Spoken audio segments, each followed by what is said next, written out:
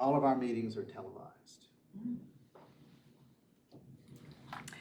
Good evening, and I'd like to welcome y'all to our 51st meeting of the Jacksonville Environmental and Appearance Advisory Committee. My name is Sunshine Williams, and I am the vice chair of this committee. I am standing in tonight for a good friend of mine named Betty Scheffenbaum, and she is out tonight for personal reasons. I would like to welcome and introduce the members and the staff members of this committee. I would like for everyone to please introduce yourselves tonight, and let's go around. We'll start with Ms. Washington. My name is Dr. Angela Washington. I'm the liaison for the Jacksonville City Council. My name is Stacey Giles. I'm the administrative assistant. Grace Halbrook, member and past chairman. Oxy Keys, member. Linda Smith, member. Melissa Boyette, prospect. Willie Sonner, member. And I'm Sunshine Williams, the co-chair, and this is Glenn Hargett, the assistant city manager. And we would like to welcome you and hope that you'll be interested enough to apply for a position on this committee. Okay, thank you. Every member is asked to update their contact information on page 3 and make sure that it is correct. It's very important and vital to this committee that we have everything in the right order and that all the information is correct. Our good friend Gina Webb, that's been on this committee for a right good while, has resigned, and she is moving to Virginia to be with her son. So we're going to be missing you, Gina, very much. Also, at this time, Matt Ray's father is going to be recognized as a member of the fabric of our community in the ceremony on February the 21st. He did an awful lot for the city of Jacksonville and the Onslow County. And this will let people that does not know him or have never met him personally know what great accomplishments and contributions he made for our community, and they will have an idea of what a great man he was. At this time, I would like to have y'all all pay attention to the minutes of our last meeting. And we need to adopt the agenda first. I'm sorry, I'm going ahead. Please go over the agenda, please, and see if we can get a motion to adopt. A motion that we adopt the agenda. Thank you, Linda. And a second by Grace. All in favor, say aye. Aye. Thank you. Now, we've also, on page 5, we've got our minutes, and they've been out. I'm sure all of us have had time to read and to see if there's any mistakes or whatever on those. So if anyone feels like Make a they want to motion do it. to consider the minutes. Okay, thank you, Grace. Do I have a second? I second. Thank you, Willie. All in favor to adopt the minutes? Aye. Thank you very much. Following the minutes is the official attendance report, which must be submitted to the clerk after each meeting. Should there be a mistake in this report, please let the staff know as soon as possible so they can make some corrections on it. This attendance report is very, very important because this is how they keep up with when we're attending and when we're not, and counting on absences.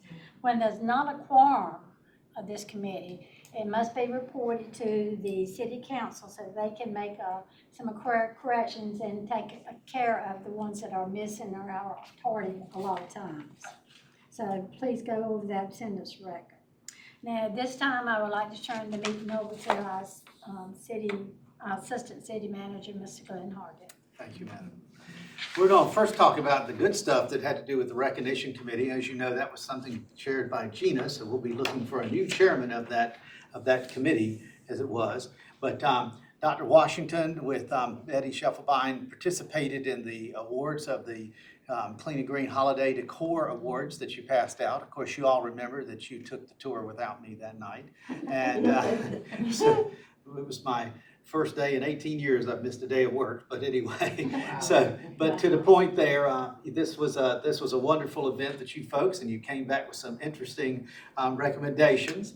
As you can see, the 1,000 block of Country Club Road, and Dr. Washington was very proud of these people, and two of them showed up to get their awards. The Cannon Court neighborhood, they did the same. And the 900 block of Commons Drive North, we had several of those people come in.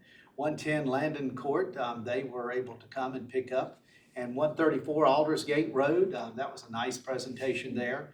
And the DeLoss Court, that family, as you know, has been recognized every year, and they just do an outstanding job. It certainly is a lot of effort. I know I'm glad I'm not climbing up on those eaves, putting those lights up there and doing those items as it was.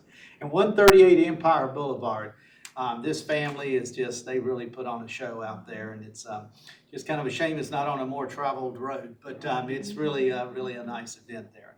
And 203 Audubon, that one you put most Griswold worthy award, and the kitchen sink was the only thing missing out of there, I think, there. And then the first time we've given a award to the a business, and Zaxby's, and I will tell you, the manager called me and they were just ecstatic when they found out that they were being done on Very that. tastefully done. Yes. So you folks did very well on the matter there.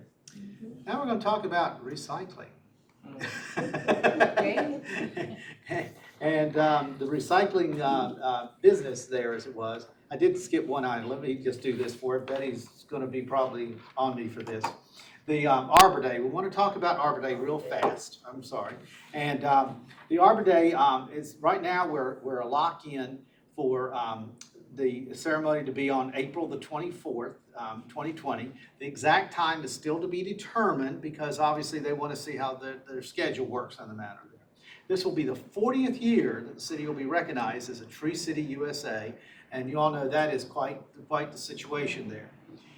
Miss Betty has been doing an awesome job. We had the tree board meeting on December the 11th, and several ideas were advanced to that about how to recognize this special day and not to just do it on one day, but to do this recognition throughout the month.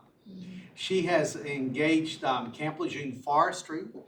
They are going to do some special actions and tell some videos and things such as that about trees on the base and things to that effect. And as you know, we have one of our longest lived documented trees aboard the base. So, I mean, that's a wonderful thing.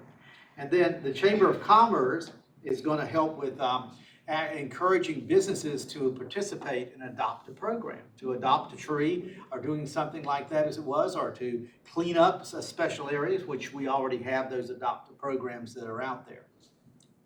And there are several other activities that are being thought about from the Chamber's perspective about dropping off recycled materials, making people more aware of the value of trees also as was. The public library they've come up with a whole series of programs that they want to do to talk about trees and the value of trees in our community. They're going to put together a reading list of some tree-related items and things such as that, and they're going to also work a little hard on that part of the deal. We are looking at a method of putting a tag on trees to show the value of that tree to the community. One of the special things that we want to do, obviously, that we've mentioned before, is the reason that we're going to Northwoods Park Middle School is because, as you recall, that was the school that made the big push to help the Beirut Memorial trees get off the ground. Those students out there brought awareness that was, in that day, we didn't know the word viral, but they went viral with it as it was, and that was really great. So there will be a plaque placed on one of the original Bradford pear trees on the campus that day. And so we want to, this will be a special event there, and that's all you wanted to have it there because they were really instrumental in that as it was.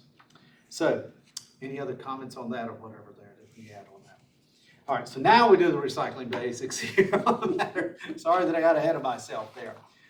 Here's the deal. No longer do you just look at the little recycling symbol. It's more about what it is. And it has to do with how the markets are. The county has a contractor that operates the materials recovery facility. And the concept is if they can't recycle it, it goes in the landfill. And we don't want that to happen. So we want clean recyclables that are out there that they can sell or make do of so it pays their way so we don't have to pay for it as it was. Now, Jacksonville be commended. We have had the cleanest stream of the Sunoco people that are their area. And Jacksonville had the most clean stream that was out there. Remember, a couple years ago, we went to the clean stream. And then they now come down to put this list together. But as you can see, no pumps, empty and rinse. on your bottles, tubs, jugs, and jars. If it's plastic, they take it. That's it, period, amen. Cans, empty and rinse, throw them in the blue recycler. Glasses, bottles and jars, they're empty and rinse. Paper, anything that's paper except for shriveled up items are wet. And cardboard should be flattened before it's put into your container. And then these are the bad stuff here. Aerosol cans, aluminum foil, any sort of battery is bad. Ceramic items, bad. Clothing or textiles, bad. Diapers, disposable cups, doesn't matter if it's got a recyclable center, not recyclable by Sunoco.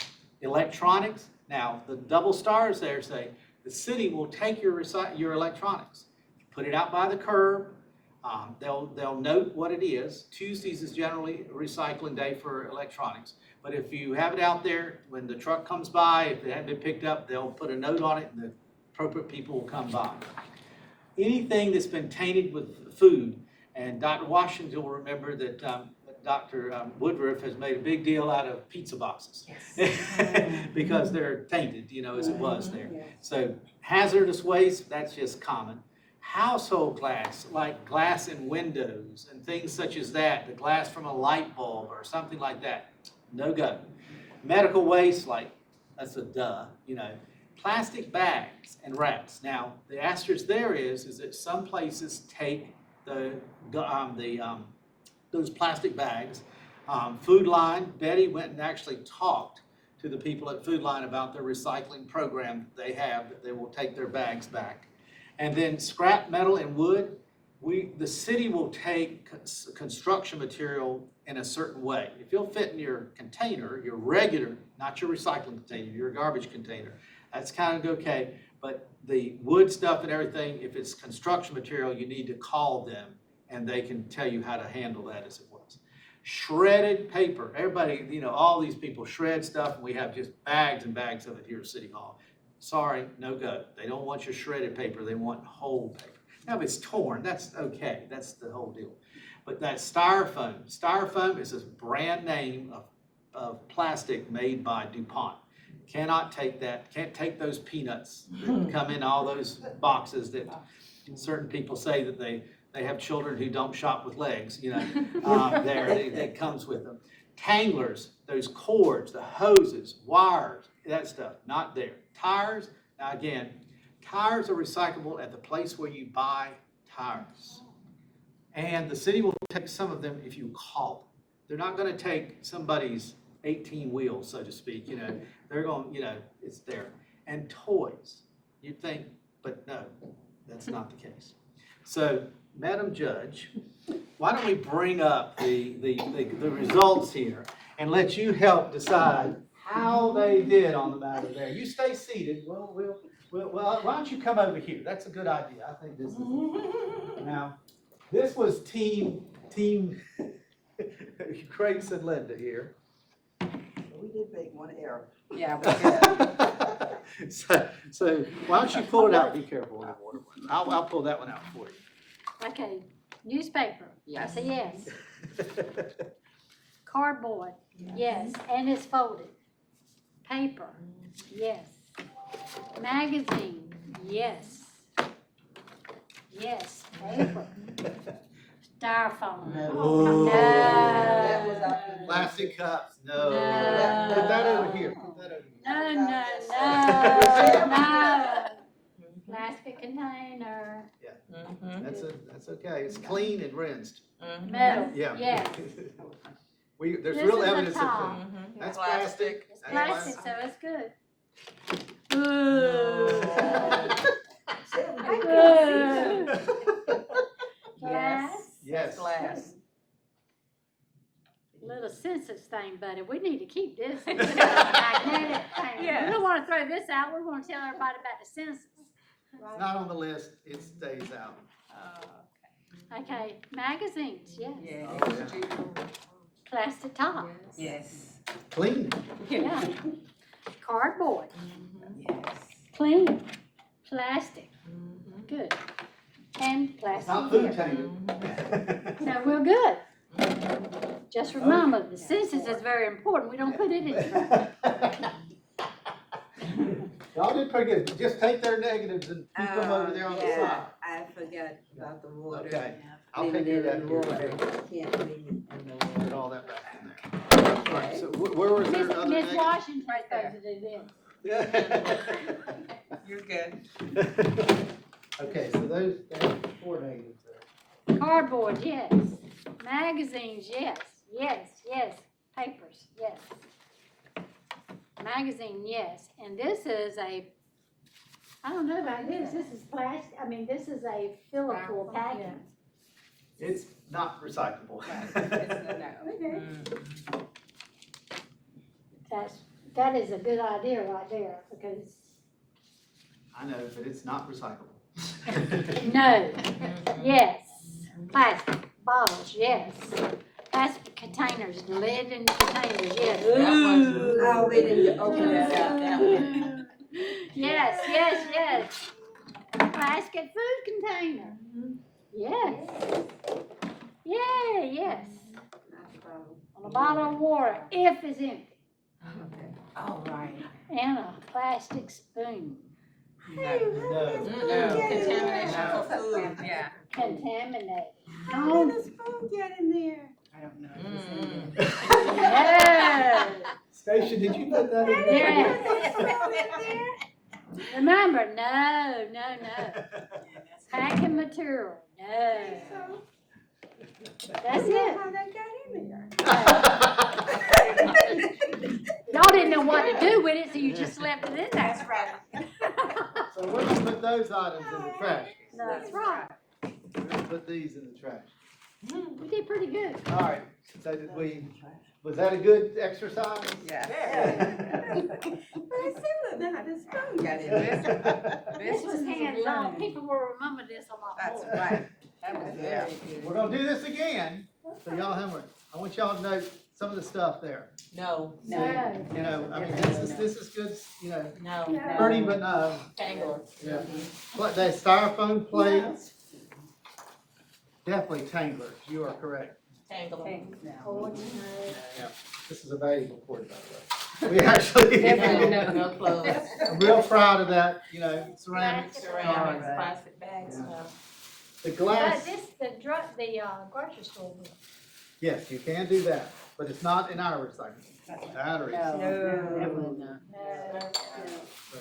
We have to save these, because some of these came off the staff's desk. Styrofoam. Styrofoam, no. Pretty. Tanglers. Tanglers. Okay. But you could wear the bow around your neck if you wanted. Next time I get 100. So, This is no cords of any kind. That's Computer, electrical, or absolutely, anything else. you're correct. Can't do that. So, this was very good then. Y'all did well, you know. I think, it's like I said, putting your hands on it's different Yes. than us reading this list off, you know, every time or whatever. I have a Makes a big question. difference. I noticed they have labels, but do you have to take the labels off? No, Like, no? Okay. when it goes in that stuff, actually, the glass goes up to Wilson. Oh, That'd be a day trip, I'll tell you that. yeah. And one of the things about that is they have a furnace that runs 24 hours a day. And they put the glass in there and it melts it down. And so the labels just burn off. Right. So that's where that goes. Oh, okay. So, but you want to say, you do want to empty and rinse Yes. because they've got to keep as much as possible clean, Right. you know. And your tops off of bottle.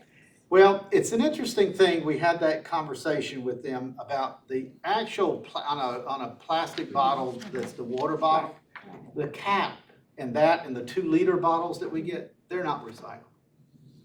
But they didn't want us to get into that point of it, saying we'd rather just take it and we'll throw it away, you know. It's not the matter there. But those are not recyclable, the caps. That's why I took mine off. Yeah. Well, then you just did Yeah. fine. It's an empty water, sorry. I was like, don't waste water. And I was gonna obviously, drink it.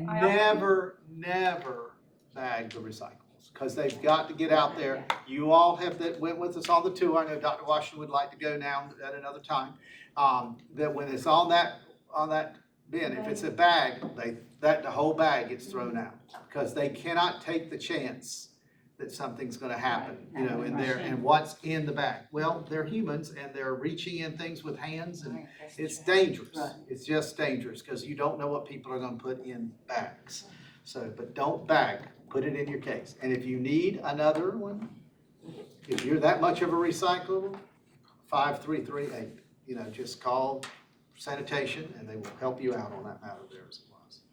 So, I hope y'all enjoyed that. Very interesting. I want to do the census update for you. As you know, we are but 56 days away from Census Day, and so we are really on a roll to do things, and I just want to mention a couple of things to you.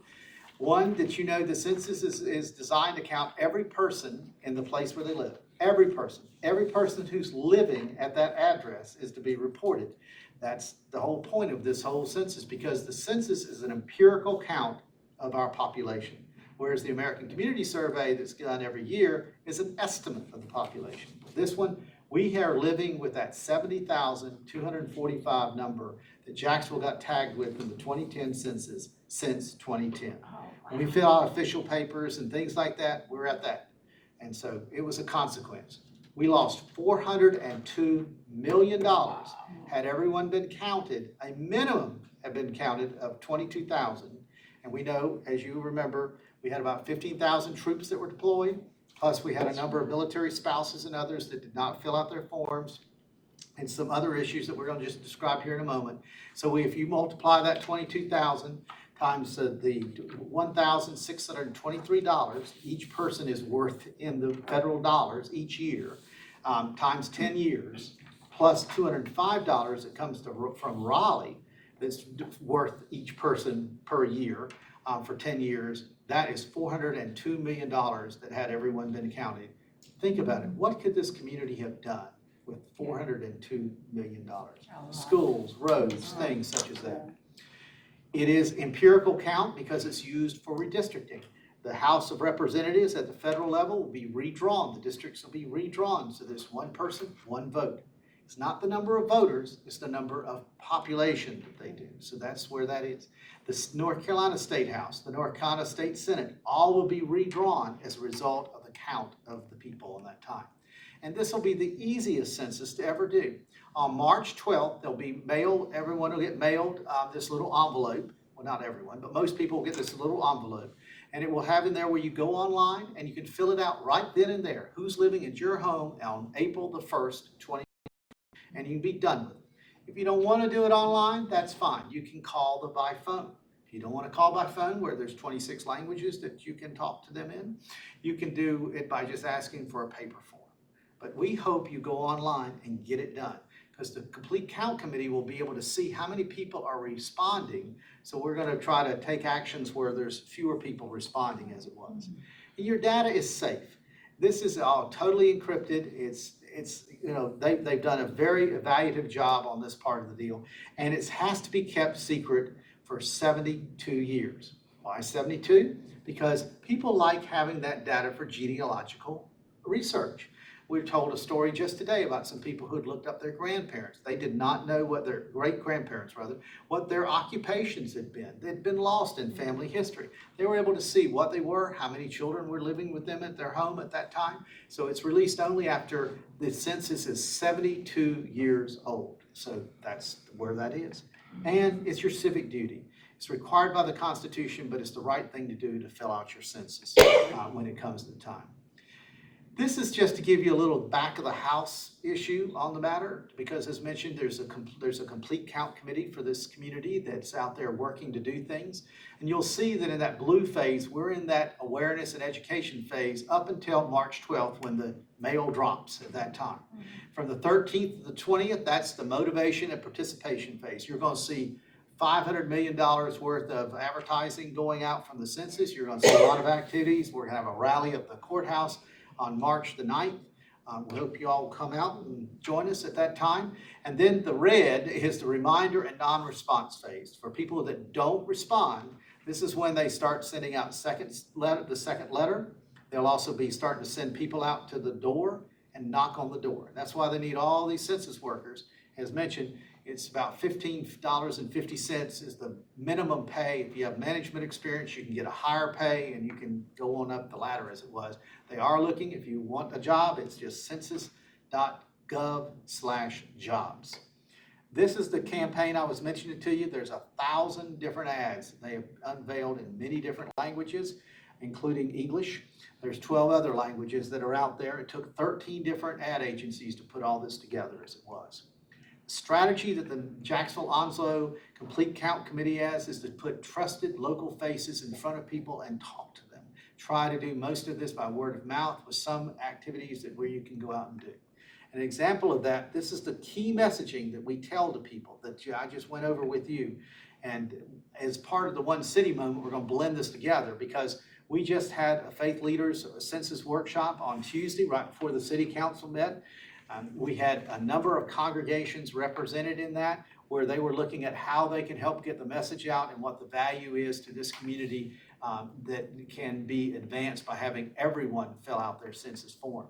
And we were at the Veterans Stand Down earlier that day. Many of you might remember Sandy Wyrick, and of course that's Sergeant Major Rachel Painter, the director now of United Way, and that's her intern Katie, studying with her about management practices. But they were out there to talk about we are completely underrepresented in veterans. It is astonishing. This community, when you look up how many veterans there are and you say 14,000, you go, that just doesn't make sense. It just doesn't ring the truth of what it is there.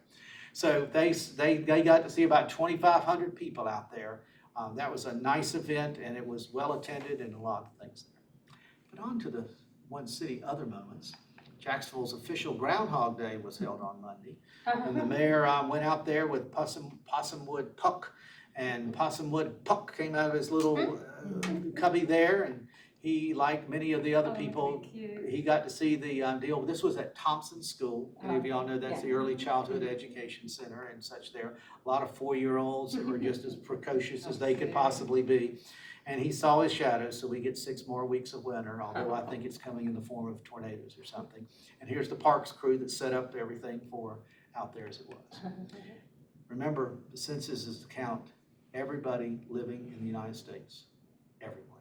And Madam Chairman, that's what I have for you this evening. Thank you very much.